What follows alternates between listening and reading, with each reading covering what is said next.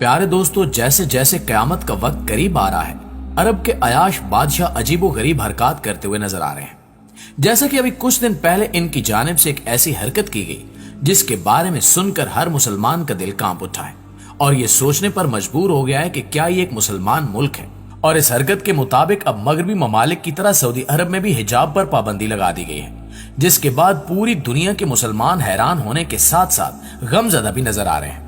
ये कोई ख्वाब नहीं बल्कि एक हकीकत है, जिसके मुताबिक Saudi education and training evaluation commission ने कमरे इम्तिहान में उबाया पर पाबंदी का ऐलान करते हुए कहा है कि तालिबात को इम्तिहान के दौरान उबाया पहनने की इजाजत नहीं होगी और अब अगर कोई उबाया पहनकर पेपर देने की कोशिश करेगी तो उसे वहां से निकाल दिया जाएगा। इनके मुताबिक तालिबात को इम्तिहानी हॉल्स के अंदर सिर्फ स्कूल यूनिफॉर्म की पाबंदी करनी होगी और यूनिफॉर्म्स भी अवामी शाइस्तगी की पाबंदी और मुअस्सर ज़ाब्तों की तामील करते हुए बनाए जाएंगे। सऊदी अरब ने खवातीन को उबाया पहनने की पाबंदी खत्म करते हुए बैरून मुल्क से आने वाली तमाम खवातीन के लिए उबाया की शर्त खत्म कर दी है। इस नई पॉलिसी के तहत सऊदी अरब ने यूरोप समेत बैरून ममालिक से आने वाली तमाम खवातीन को भी सऊदी अरब में अपना रिवायती लिबास पहनने की इजाजत दे दी है। सऊदी टूरिज्म चेयरमैन अहमद अल खतीब ने अपने बयान में कहा कि हम यहाँ आने वाले तमाम सयाहों के लिए अपने दिल और बाहें खोल रहे हैं। चाहे आप हमारी तहजीब सकाफत देखना चाहते हैं या समंदर या आसमान, हम आपको खुशामदीद कहते हैं। इस फैसले के तहत तमाम गैर सऊदी खवातीन को उबाया पहनने की जरूरत नहीं रही, यानी इनके मॉडर्न लिबास को ही सराहा जाएगा। इससे अंदाजा लगाया जा सकता है कि इस फैसले का सऊदी खवातीन पर भी गहरा असर पड़ेगा। इस फैसले के साथ ही सऊदी अरब ने अपने मुल्क के वीजे के लिए ऑनलाइन दरखास्तें खोल दी हैं और अब किसी भी मुल्क के सयाह किसी भी हालत में सऊदी अरब आ सकते हैं। नाज़रीन ग्रामी, याद रहे कि सऊदी अरब के टूरिज्म को फरोग देने का अमल शाह सलमान के इकनॉमिक प्लान 2030 का हिस्सा है। सऊदी अरब में हिजाब की पाबंदी बिल्कुल खत्म कर दी गई है और अब ख्याल किया जा रहा है कि एक और इस्लामी मुल्क ईरान में भी इसका खात्मा कर दिया जाएगा, क्योंकि ईरान में एक ऐसा तबका मौजूद है जो आजादी का तलबगार है और इस तबके से ताल्लुक रखने वाली औरतें भी चाहती हैं कि इनकी जिंदगी में कोई रोक टोक ना हो, यहाँ तक कि इन्हें हिजाब से भी आजाद कर दिया जाए। इन औरतों की तहरीक जोर पकड़ती जा रही है और अब शायद इनकी बात मान ली जाए। लेकिन सवाल ये पैदा होता है कि आखिर नौबत यहाँ तक कैसे पहुंची। इस हवाले से आपको बताते चलें कि ये 14 सितंबर की बात है, जब तेहरान में इखलाकी पुलिस की हिरासत में 22 साल लड़की महसा अमीनी को बदहिजाबी के इल्जाम में गिरफ्तार किया गया। एहतजाज करने वाली खवातीन का कहना है कि पुलिस हिरासत में महसा पर बदतरीन तशद्दुद किया गया और उसे जख्मी हालत में अस्पताल में दाखिल कर दिया गया, जहां 2 दिन बाद जख्मों की ताब न लाते हुए उसकी मौत वाक़ हो गई।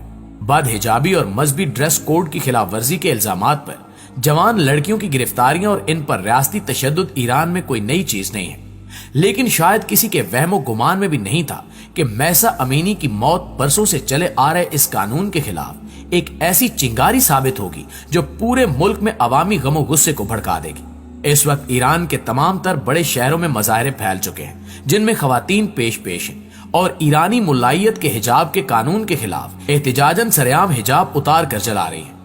ये मुजाहरे हिजाब के कानून के खात्मे से आगे बढ़ते हुए फौरन थियोक्रेटिक रियासत के खात्मे के मुतालबे तक पहुंच गए हैं और लोग 1979 के ईरानी इनकलाब के मशहूर जमाना नारे आमिर मुर्दाबाद बुलंद करने लगे हैं।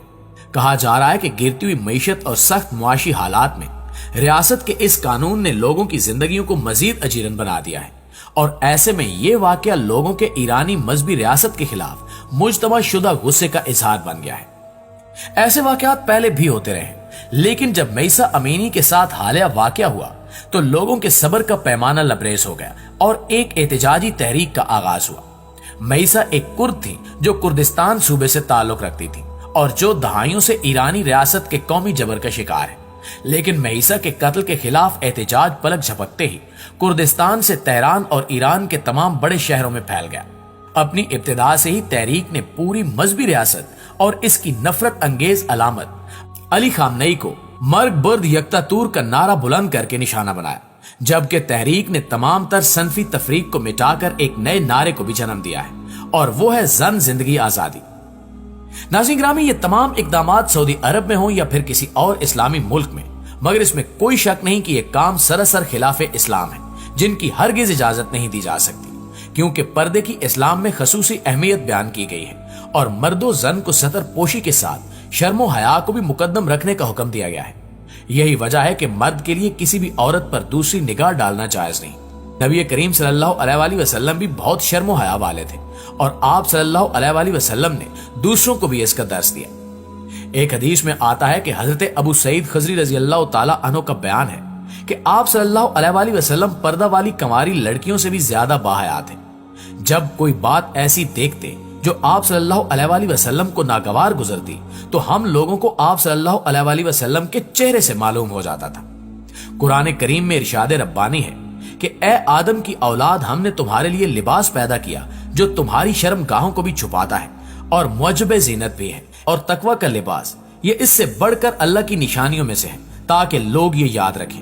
नाज़रीन गिरामी, इस हवाले से कुरान पाक में एक और जगह हक़ ताला फरमाता है कि मुसलमान औरतों से कहो कि वो भी अपनी निगाहें नीची रखें और अपनी अस्मत में फर्क न आने दें और अपनी जीनत को जाहिर न करें सिवाय उसके कि जो जाहिर है, और अपने गिरेबानों पर अपनी ओढ़नियां डाले रखें और अपनी आराइश को किसी के सामने जाहिर न करें सिवाय अपने खामिदों के या अपने वालिद या अपने ससुर के या अपने बहन भाइयों और बच्चों के।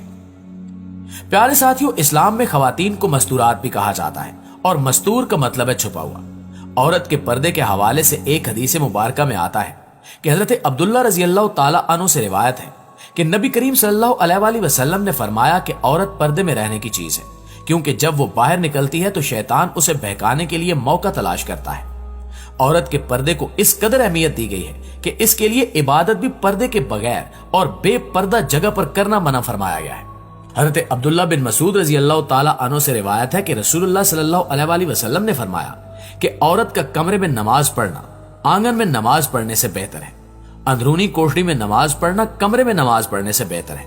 यानी औरत जिस कदर भी पर्दा करेगी उसी कदर बेहतर है। सहन में नमाज पढ़ने के मुकाबले में कमरे में नमाज पढ़ना अफजल है, और कमरे में नमाज पढ़ने के मुकाबले में कमरे के अंदर बनी हुई कोठरी में नमाज पढ़ना ज्यादा अफजल है।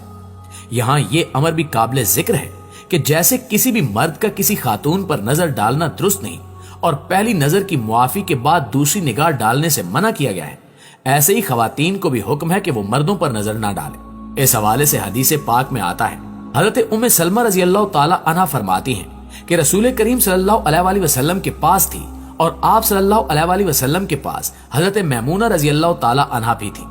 सामने से हजरत अब्दुल्ला बिन उम्मे मक्तूम जो कि नाबीना थे तशरीफ लाए। हजूर अकरम सल्लल्लाहु अलैहि वसल्लम ने फरमाया कि इनसे तुम दोनों पर्दा करो। हमने अर्ज किया कि या रसूलल्लाह सल्लल्लाहु अलैहि वसल्लम, क्या ये नाबीना नहीं है? हजूर अकरम सल्लल्लाहु अलैहि वसल्लम ने फरमाया, क्या तुम दोनों भी अंधी हो, इन्हें नहीं देखती हो? इस हदीस से साबित हुआ कि खवातीन को भी मर्दों से पर्दा करना चाहिए और निगाह नहीं डालनी चाहिए, चाहे वो मर्द बसारत से महरूम ही क्यों ना हो। आखिर में दुआ है कि अल्लाह ताला हर किसी को पर्दे की फजीलत समझने की तौफीक अता फरमाए। आमीन सुमा आमीन।